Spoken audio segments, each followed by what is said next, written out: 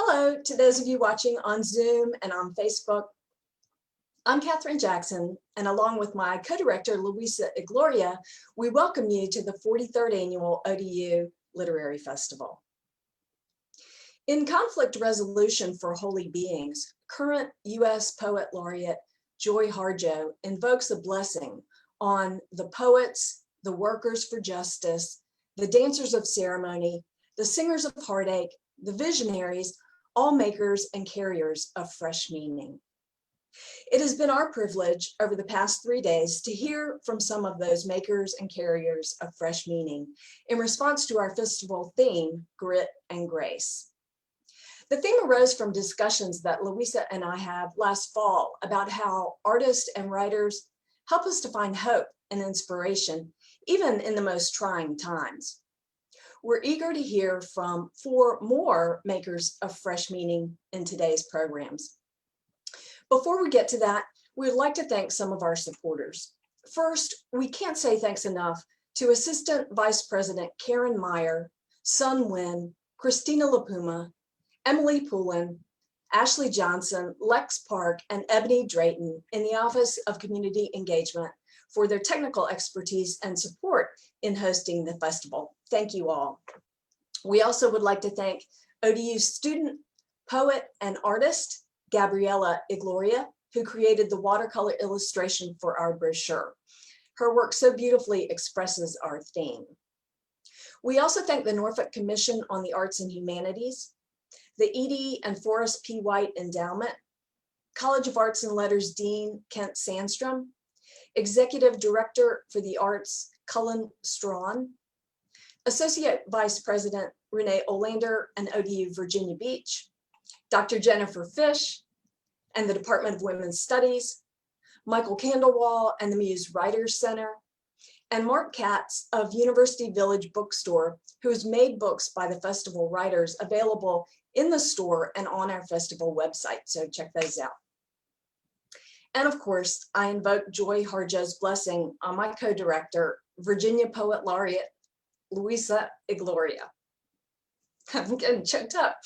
Whose vision and tenacity have infused this festival with light. Thank you, Louisa.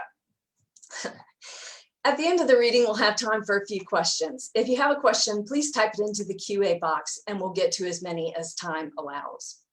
And now I'd like to introduce Nathan Workman, Graduate Research Assistant for the Department of Women's Studies and the Gay Cultural Studies program, who will introduce our reader. Before I do that, I forgot to make special mention and thanks to Kathleen Rhodes, the director of the Gay Cultural Studies program at ODU, who helped to bring us this program today. So now I'd like to introduce Nathan Workman, Graduate Research Assistant for the Department of Women's Studies and the Gay Cultural Studies program, who will introduce our reader. Nathan, please turn on your microphone and camera. Thank you so much, Catherine, Louisa, and all the organizers who have made this year's Grit and Grace Lit Festival possible. I'm honored to introduce Jake Skeets on behalf of the MFA program in Gay Cultural Studies. Jake's work beautifully describes the duality of grit and grace. His poetry exhibits a bold finesse, often waxing on divine moments between our spiritual and instinctual connections to the land and each other. Before I tell you more about Jake, I'd like to also acknowledge the Lit Fest on behalf of Gay Cultural Studies. Gay Cultural Studies is celebrating its 10th anniversary this year at ODU. For the last decade, Gay Cultural Studies has supported the research, academic study, and creative work of faculty and students addressing LGBTQ topics. We do this through a series of grants available to faculty and both graduate and undergraduate students, as well as a guest speaker series, workshops, and through co-sponsorships like this one. Thanks to such interdisciplinary partnerships, we've been able to expand the LGBTQ related courses offered at the university. So look those up and faculty get in touch. This relationship makes it possible for me to present Jake Skeets to you today. Jake is Diné from the Navajo Nation. He received an MFA in poetry from the Institute of American Indian Arts. His first collection, Eyes Bottled Dark with the Mouthful of Flowers, here, won the 2018 National Poetry Series and was published by Milkweed Editions. He is also a winner of a 2018 92Y Discovery Poetry Prize and 2020 Whiting Award. I've been spending the past week with this book, and I've really come to return to many passages, and I know you'll be in for a treat today. He currently lives in Tsaile, Arizona, and teaches at Diné College. So now I invite Jake to turn on his camera and microphone, and I hope you will all help me welcome Jake Skeets. Thank you so much, Nathan, and thank you so much to Catherine and the team at ODU for bringing me out today. Thank you so much for offering space, and thank you all to the listeners out there on both this webinar and also on Facebook. I'm happy to join you this morning, this afternoon, and I'm happy to be with you all in such strange and uncertain times. And in that sort of regard, I'll want to start first with the poem that I wrote for World Literature Today. And the prompt for the poem was simply about activism, or what literary activism means, especially in sort of today's contexts. Given everything that's going on, it's such a strange sort of journey, I think, for all of us to sort of go through and witness what is happening in the world right now. And so I wrote this poem as just a sort of 5-part poem about what it means for me to sort of say the name America. America. 1. Horn-toed fire adapts on downed juniper, hymning prayer for dead bushes, yucca plants, everything else. 2. My mom sings along to Waylon Jennings while making tortillas in the kitchen. She says she doesn't know how to dance and asks if she's pronouncing oppressed correctly. 3. Water is never stolen. It is only given new tongue, one of border, one of lead, one of electricity, one of death. 4. Auntie, I see the scar on your arms from boarding school. Skin grafts, vaccination shots, bathroom soap. Tell us another story, the dough hanging from your hands, crusted with flour and starlight. Tell us why we stay quiet when the lightning and thunder come. 4. A lake returns, placid, silver, ankle deep. Frogs sing at nights, drowning rains. And I'm going to switch to my book, Eyes Bottled Dark with a Mouthful of Flowers. And I have to sort of mention some things just to give you all some proper contexts about this specific book. And to do that, I want to first introduce myself in sort of in Diné, just in case I have relatives out there who are watching, or potential relatives if you are related to me through clan. Yat she Matthew Jake Skeets in she sina jinin nishlin skobahan bashish chin skachini dasha che do tworik ojen dashanilla. So welcome everybody again. Thank you so much for having me. It's an honor to be here. And if I have any relatives out there, yeah, thank you for being here, supporting. This poem opens up the collection, and the collection itself has a physical setting. And the setting is Gallup, New Mexico, and sort of the fields around Gallup, New Mexico. And for those who are unaware, Gallup, New Mexico is a small town in northern New Mexico that sits on historic Route 66. It also sits on the train tracks, right? So the expansion to the west. It's a very storied place, very big on nostalgia for like old Hollywood, because a lot of Western films were filmed in that area. It has a big sort of mining history, and it also has a very unique history and relationship with Native people and Native nations. And what's interesting about Gallup is that it goes by two nicknames. Well, actually three. So the first nickname is like the most small patriotic town in the United States, which can kind of give you the context of its political views.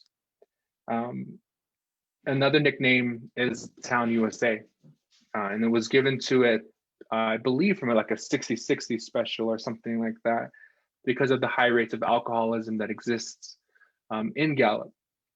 And the other nickname is the Indian capital of the world, because it was sort of seen as this tourist hotspot for a lot of tourists who are sort of traveling through the area. And because Gallup sits at such a unique place and sort of space, it neighbors a lot of Native nations. So the Navajo Nation, my own, but there's also the Hopi Pueblo, Zuni Pueblo, and Laguna Pueblo that sort of surround it as well.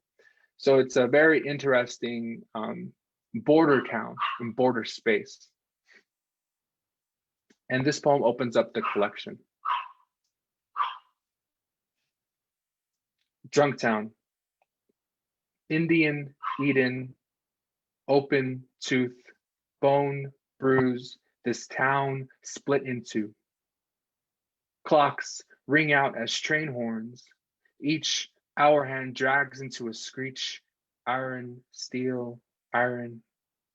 The minute hand runs its fingers through the outcrops. Drunk Town. Drunk is the punch, town a gasp. In between the letters are boots crushing tumbleweeds. A tractor tire backing over a man's skull. Men around here only touch when they fuck in the back seats. Go for the foul with 30 seconds left. Hug their sons after high school graduation. Open a keg. Stab my uncle 47 times behind a liquor store. A bar called Eddie's sits at the end of the world. By the tracks, drunk men get some sleep. My father's uncle tries to get some under a long bed truck. The truck backs up to go home. I arrange my father's boarding school soap bones on white space and call it a poem. Like my father, I come upon death, staggering into the house with beer on the breath. Mule deer splintered in barbed tendon, gray highway, veins narrow, push, pull under teal and red hills. A man is drunk staggering into northbound lanes. Dollar bills for his index and ring fingers. Sands glitter with broken bottles. Greens, deep blues, clears, and golds. This place is Whitecone, Greasewood, Sanders, Whitewater, Bread Springs, Crystal, Chinle, Nazlini, Indian Wells, and all muddy roads lead from Gallup. The sky places an arm on the near hills. On the shoulder, dark gray, almost blue, bleeds into greens, blue-greens, turquoise into hazy blue, pure blue, no gray or gold or oil black seeped through. If I stare long enough, I see my uncle in a mirror. The bottle caps we use for eyes. An owl has a skeleton of 3 letters. O twists into L. The burrowing owl burrows under dead cactus. Feathers fall on horseweed and skull bone blown open.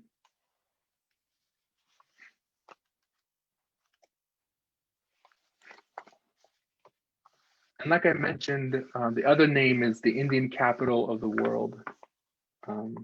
So this poem is called The Indian Capital of the World. Man hit by train, man found dead possibly from exposure in a field. Woman hit by semi-truck attempting to cross freeway. Woman found dead in arroyo. Man hit walking across road. Man found dead near train tracks. Man found in tunnel. Man found in arroyo. Man was picked up by 2 other men then killed. Man left in field with stab wound overnight. Woman crushed to death by semi-truck while asleep in alleyway. Woman dead from hit and run. Man found murdered and dead in a homeless camp. Man found dead in a field. Man found dead in a field. Man found dead in a field. Man found dead in a field. Man found dead in a field. Man found dead in a field. Man found dead in a field. Man found dead in a field. Dogs mauled his remains in the fields, in the fields, in the fields, in the fields, fields, among flowers, among flowers, among flowers, in the weeds, in the weeds.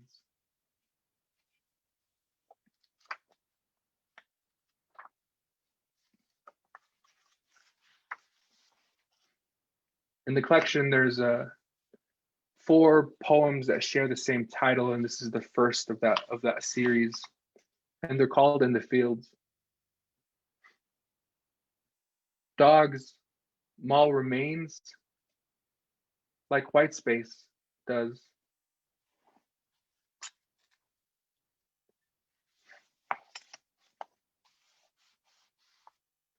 So on the cover of my collection is an Avedon portrait. This portrait was taken in June of 1979.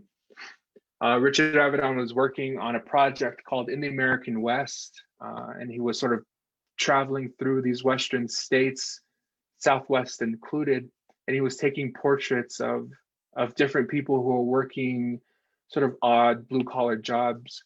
So he took photographs of people who worked in like circuses, who were grave diggers, who were miners, who were sort of, different types of odd jobs is what I believe Avedon language is it. And so he traveled through Gallup, and on June 30th, he took this photograph here, and the person in the portrait is actually my uncle, Benson James. And a year later, Benson was actually killed in Gallup. So it was a very interesting sort of circumstance that happened there. This sort of warping and sort of weaving of 2 different worlds. And when Avedon finished the project, right? So he published the book, the photography book, and he sent a signed copy to my family in 1985 when it was finished. But unfortunately, of course, Benson had already passed by then, and it was received by my family, who had no idea that this had happened, that Benson agreed to having his photograph taken. And so that particular photography book was kind of just, stored away and shelved, and my family didn't really talk about it. I remember once seeing it as a child, and I wrote about that for Milkweed and Literary Hub. And then when I moved back to the reservation, because I'm a millennial and I ran out of money living in Phoenix, I had to come home and move back in with my parents. And I sort of came across the book again, and the portrait and the image, and it sort of struck me in a different way this time, because I was an adult, right? I was an adult returning home, and I was sort of seeing the contexts of Gallup all over again.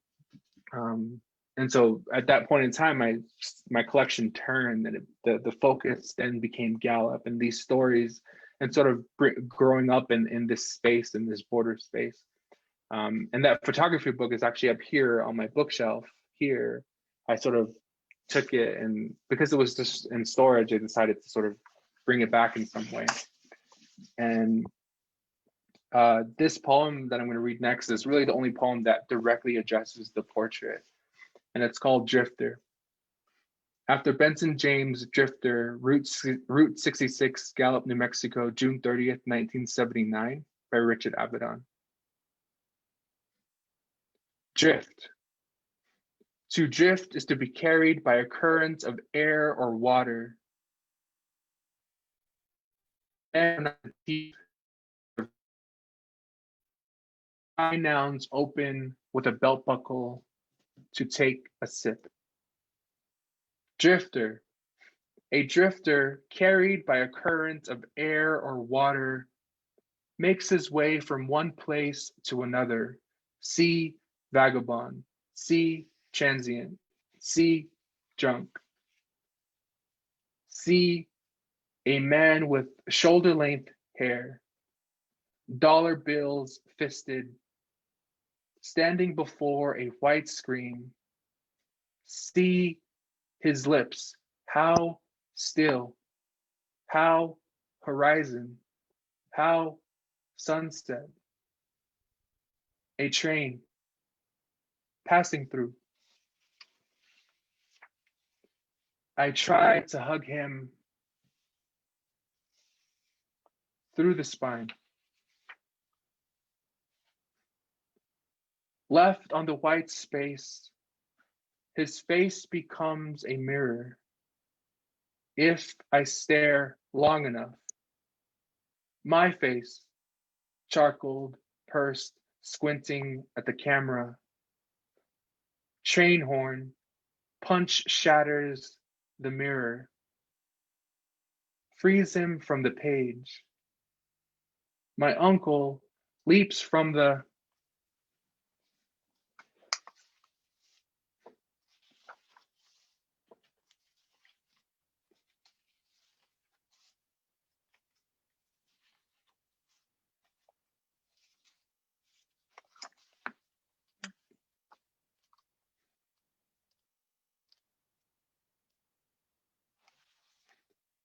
This poem is called Buffalo Grass. Barely morning pink curtains drape an open window. Roaches scatter. The letter T vibrating in cottonwoods. His hair, horsetail, and snakeweed. I siphon doubt from his throat for the buffalo grass. Seep willow antler. Press against the memory of the first man I saw naked. His tongue, a mosquito whispering its name, a hymn on mesquites, my cheek. The things we see the other do, collapse words into yucca bone. The Navajo word for I hardens into the word for war.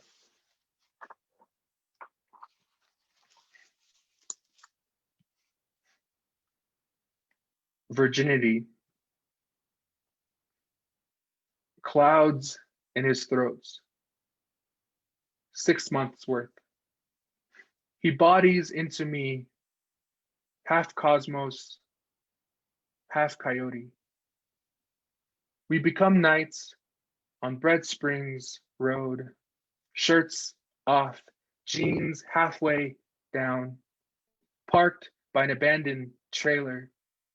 No one lives here, he whispers. We become porch lights, curtained by moth wings, powdered into ash.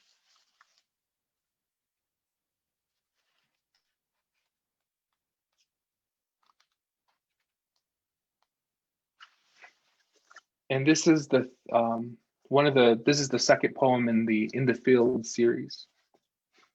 In the fields, I palpate his chest, a tome with skin like milk, bare-hued. Fingers hum across my forehead into a number. His eyes, bloodshot and flaxen from the lamplight. My tongue runs across his shoulders, stone bells affixed to bone. Cathedral noise in the sockets, a rotten lisp. Pipelines entrenched behind his teeth. I hear a crack in his lung like burning coal. I hear his lips kissing mine as a sermon. My pelvis daisies as he chants my body back to weeds. One day, he'll forget about wounds and lower himself two into bellflower.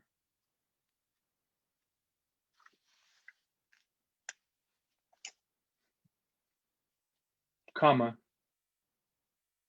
The comma is a heart murmur, tremor in hamstring. He is an almost, someone calling in time about the man staggering out of American bar into traffic, mouths gasping into headlights. He is headlights. Two boys quickly push off each other, commas dangling like belt buckles from their ankled jeans as they run out to the brushes. More than pause, comma as toddler asleep on crisp sheets, body fetal in big snow beneath I-40. Someone should call in time before the comma becomes a period. His legs curled in against his body.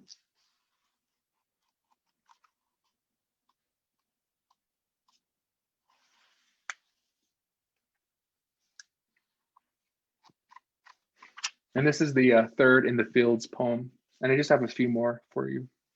In the fields,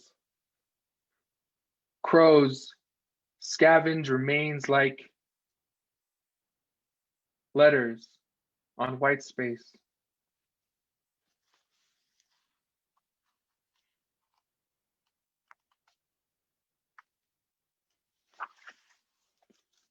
So in Gallup, there's a kind of a very interesting sort of setup in terms of imagery, and there are certain places in Gallup that sort of are very famous. And growing up as a child in Gallup, we would always make sort of jokes about these particular places.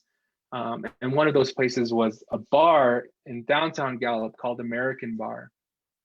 And it's a really interesting place. You hear a lot of stories about American Bar, about things that happen inside the bar. And what's really interesting is when I was doing research for this book, I was sort of going through newspapers and magazines and press related to Gallup, and I tried to read through as many things as I could find as far as a public image or what Gallup was trying to sort of market itself as. And I found this article sort of highlighting or featuring American Bar and its original founder. And one of the things he mentioned, and this was back in the 80s, he mentions that American Bar is a sort of a favorite for the local Indians in the area, that Indians sort of come far and wide to sort of travel to American Bar. And it was sort of being marketed as this kind of like, oh, well, this is, all these people are coming from all these different places to be at our bar. And it was kind of an interesting sort of language that was being put to it. And so this poem is called American Bar. This beer turns into another before a fist and another fist to the face, pale and blue. They held each other the night before pushing away. Boys only hold boys like bottles. Such a terrible beauty to find ourselves beneath things. Such a terrible beauty to witness men ripen. This town will kill you. Steel talons thread raw wool into sidewalks. Ruins, shards stuck in asphalt shimmer. Hazy red evening in smog heat. Bulbs burst white and blue balloons at the downtown carnival. Fires set in alleys. There are 1,000 ways to hear sirens from the bottom of a pool. Boys, red-hued, stumbling, beer first, blue dark, deep, leather reek, dull, white, nail bed, nail-bitten jawline, listening to weeds at the bottom of the bottle, each one growing wings to become flower beetles, singing back to foghorns of coming trains. The ground lets itself whiten around blood frosted where the body was, where the mouth was left open. Blue morning cloud, the gray under ice grows new face. Here in the fields, a boy, pressed pink by the morning, his name in the beating of crows trying to fly, with mouthfuls of mosquitoes.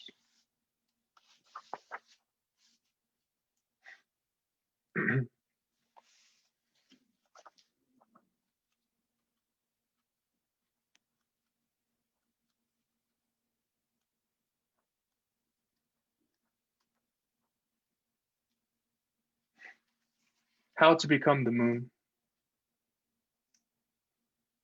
He enters you, hide him a silver dollar beneath your pillow in a pawn shop lodged in your throat.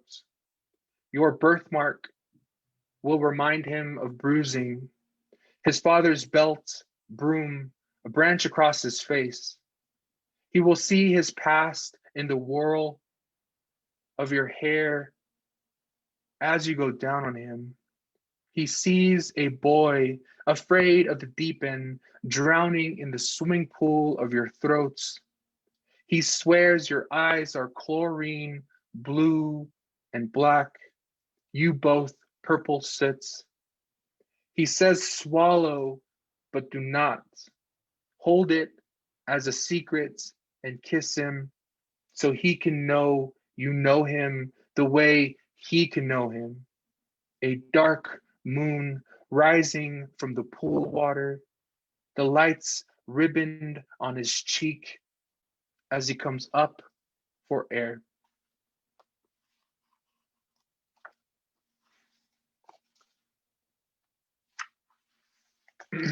So I have two more poems for you all. I'm not sure how much time I have left. I think I have about 5 minutes or so. But I'll have two more poems for you. So this poem is not from the book. It's a newer one that I wrote in sort of celebration of Lucille Clifton. And I wanted to sort of read more at the end to kind of celebrate both the sort of landscape and the place where I'm coming from. And also sort of celebrate Lucille Clifton. I was asked by the 92I Poetry Center in New York to sort of contribute something in celebration of Clifton. And the one poem that stood out to me of Clifton's work is Sonoran Desert Poem. And Clifton wrote it after visiting the University of Arizona and the Poetry Center down there. And this poem starts with an epigraph from Clifton. And it also shares the same title. And it's also a poem in 3 parts. Sonoran Desert Poem. The ones who live in the desert, if you knew them, you would understand everything. Lucille Clifton. 1. Coming to the desert for the first time, and the night turns over a millennia before you. Just say the name mountain. Of mountains, make more. Out of bird formations or drainage pipes, deserts build water, so drink the lightning. 2, so you have been here for some time. Velvet ants and paper wasps testify sandstone bones are left long under sage. Bones sculpted by sand. Sand that collects its legs in the atmospheric heat to storm and swallow an entire city. A city that too bills its water from fly ash. Drink from that now. The cactus wren finished the lightning.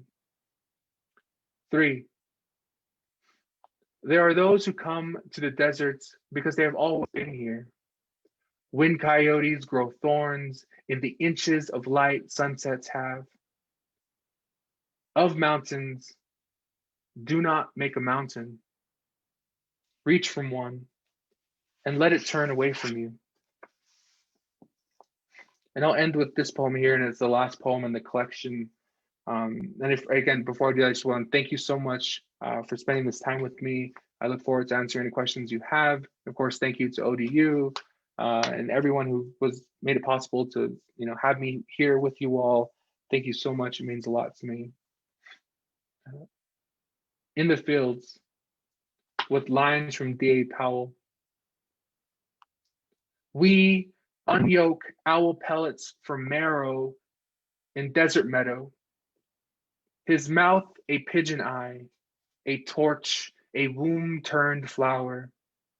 He, still a boy, dug from cactus skull, undresses into bark beetles.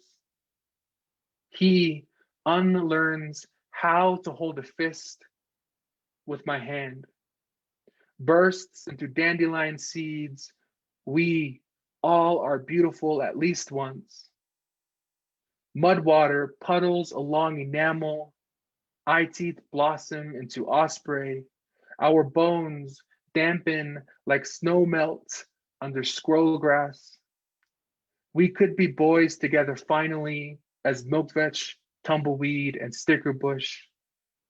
We can be beautiful again beneath the sumac, yarrow, and bitterwater. Yeah, thank you so much. Thank you so much for that wonderful reading, Jake. And congratulations again, by the way, on your Whiting Award and on the recent American Book Award. Friends, I'm Luisa Igloria, co-director of the festival. I just also wanted to share that this fall I assigned Ice Bottle Dark with a Mouthful of Flowers in my poetry workshops. So my students and I have been reading your work and having some amazing conversations. And I know that many of them are here in the QA stream also. And I will read the first question that I see. It's from Charles. And he asks, in your poems, you play with white space, even mentioning it more than a couple of times. He wants to know why white space is so important to you, and the form that you've chosen for the poem seems to be almost inseparable from the page, even going so far as to have blank pages at the end. And I guess he just wants you to talk about the importance of the use of white space in your work. Thank you, Charles, and thank you for that question. For me, white space entered the collection when I came about the portrait, this portrait by Avedon. For me, I was just trying to mimic the white space in this portrait and sort of think about it in a way of the text as a body interacting with white space, the same way this, my uncle's sort of figure and body is there in contrast to white space.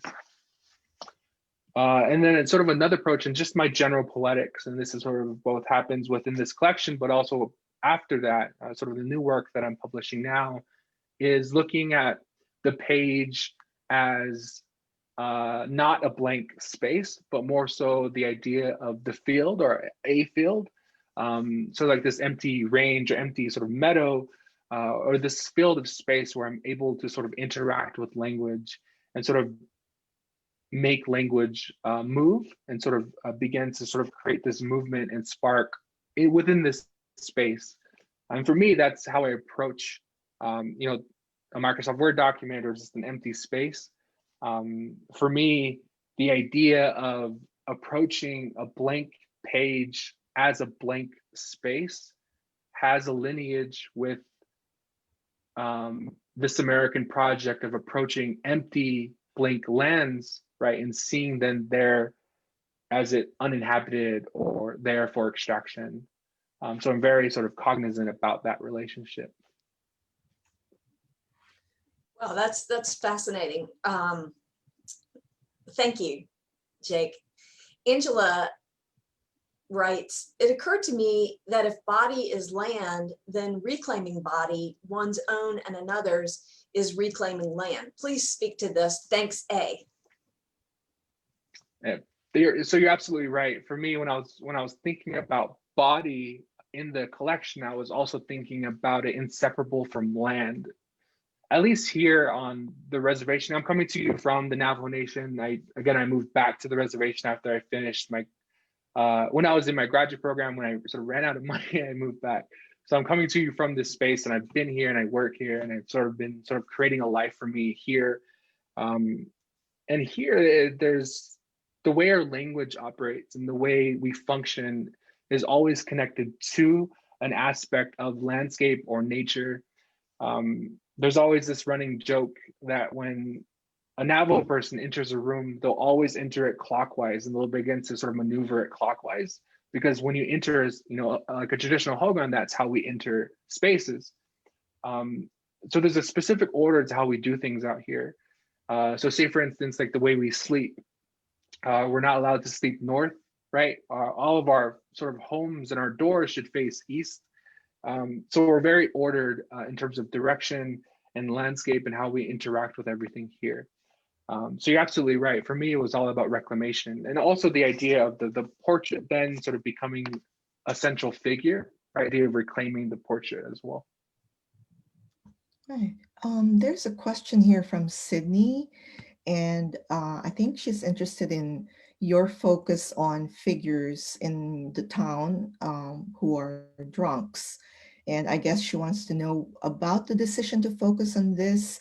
I guess keeping in mind that there's a lot of stereotyping around that kind of thing. So maybe talk a little bit about that.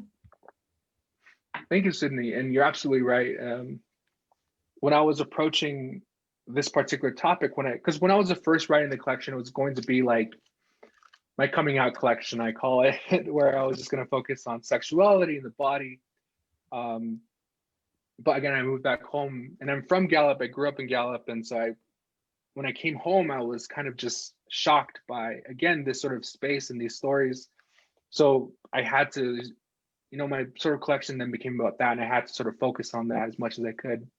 And I did think about the stereotypical representation of Native people and the idea of alcoholism and the idea of just trauma or grief-heavy work. I tried my best to interrogate as much as possible during the sort of construction of the book itself. And for me, the way I dealt with that was just the creation of distance between myself as the poet, as the person, between sort of my uncle as a main subject, and just these stories.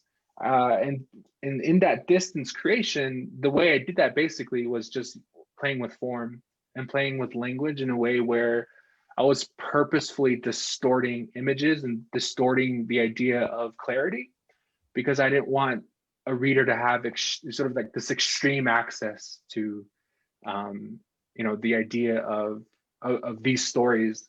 And I wanted to preserve them in a way that felt more organic to how things are preserved here, right? And so when I think about the idea of fields, if you've ever been to Gallup, right, there's of course it's a small town, but just surrounding it are these sort of beautiful pastures, these meadows, these open fields of all these different organisms sort of existing. And each of those sort of spaces also hold memories for a lot of different families here on the reservation, because we often have to travel into Gallup to get groceries, and of course travel back. And for me, when I was growing up as a child, these fields became markers, right? I was able to see, oh, we're almost into Gallup, we're almost there. Then sort of coming home, I'll be able to identify different areas and say, oh, okay, we're almost home now. And for me, I was very struck by that. And so that's just the way I was able to sort of interrogate this representation. This is another question. I think it's related, from Ramika. She starts by saying, loved your work and to hear you celebrating Lucille Clifton. The desert inspires so many of us. I'm a Black poet who grew up in Glendale, Arizona. In my poems, I'm often trying to pick apart the ways the desert landscape shaped me. In your work, how have you contended with how it continues to shape you? Let me just repeat that. In your work, how have you contended with how it continues to shape you? Thank you for that question. Yeah, I feel like the desert has a lot of power in terms of its influence. And there's kind of like this stereotypical influence of like the West or the Southwest desert, right? Kind of like the idea of like vision quests, or these are like LCD type of drug induced states where you're able to sort of interact with nature and the landscape. And then there's also the stereotypical sort of popular representation of the desert being this ominous space, right, where it's unknown and therefore equals danger. And of course, within a politicized sort of representation, the desert also now becomes border space. And the idea of borderlands, especially Southern Arizona, like in Glendale, Arizona, right? The borders have become such a huge issue in that particular area. For me, I'm very struck by, again, the way landscape informs language and the way we do things here on the reservation. The landscape is such a central figure here. And so I'm always thinking about ways I can preserve or honor or talk about that engagement of landscape and everything else. So landscape is a very centralized existence within my poetry, but also just on a daily basis, I have to interact in some way with landscape. I can't separate myself because where I'm from is very very rural, right? It's not very metropolitan at all. Yeah, and like it's an ongoing relationship and one I feel that's necessary. You're making me want to go to the desert. Yeah, I've never been there either. But I'm going to combine two questions that I think are similar from Ava and Tope.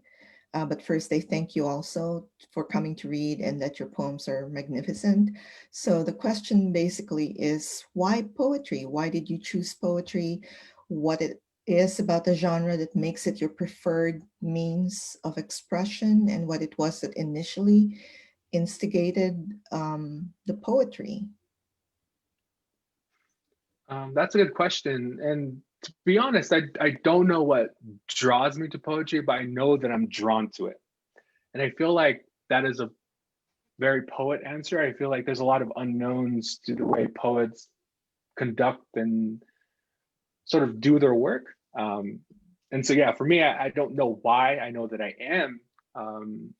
And so poetry, for me, has always been a space for reflection. Here on Diné, there's sort of a concept, and we call it sea has sin, which is kind of like reflection, or this intense reflection.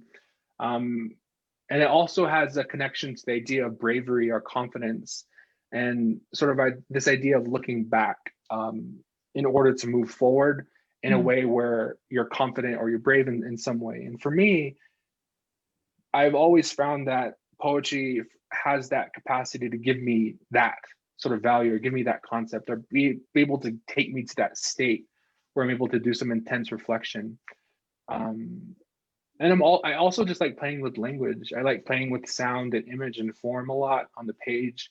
And the work of being a poet and writing poems becomes a lot more fun that way, because I'm able to experiment. I'm able to put different languages and words together and just sort of play around.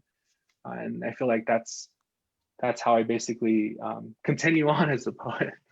And also, of course, interacting with readers. I love being able to interact with readers and hearing readers' sort of takes on my poems.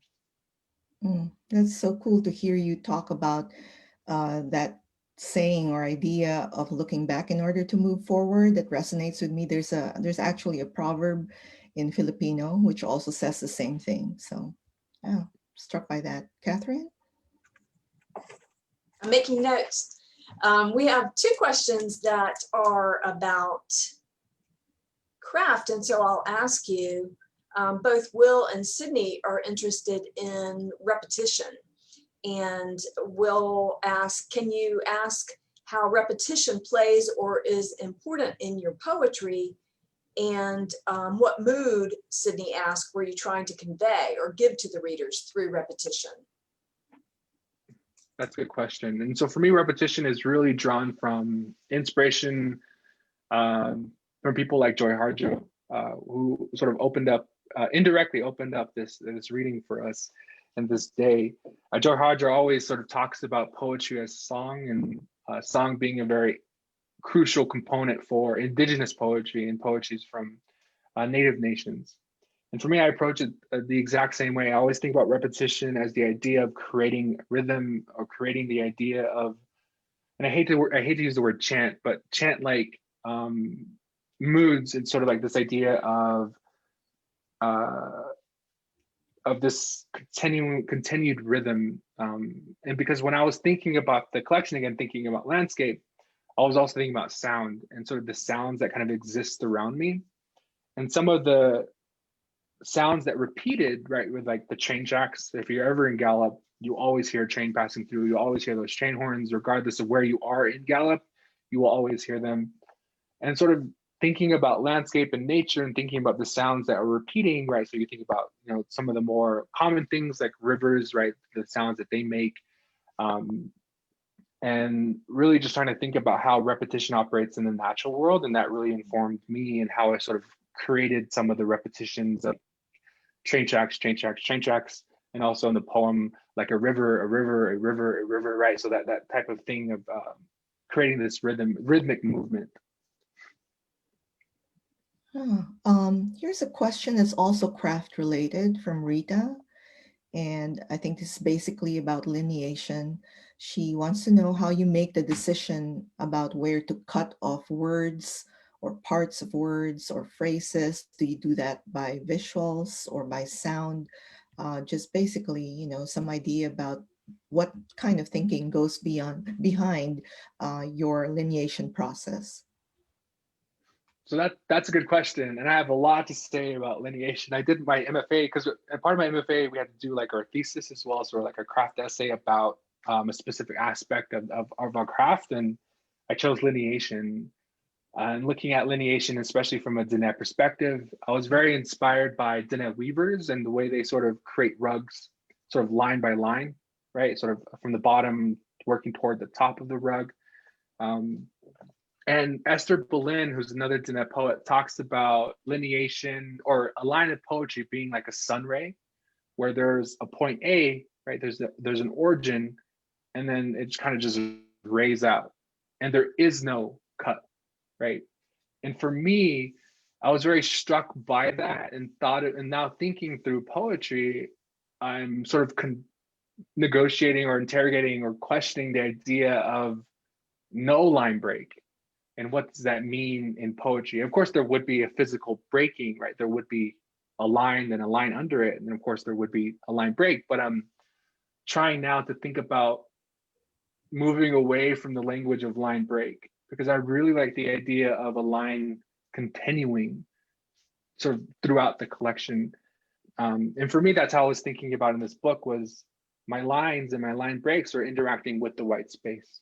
And I was sort of very focused on where it broke and how the line was interacting with the other lines, and basically how it was shaped on the page. Because I really wanted to create this movement away from the left margin toward the center of the book. I really wanted there to be this kind of dance a little bit, and sort of working with that white space. That's beautiful, that idea of like a radiating line. That's beautiful. Thank you.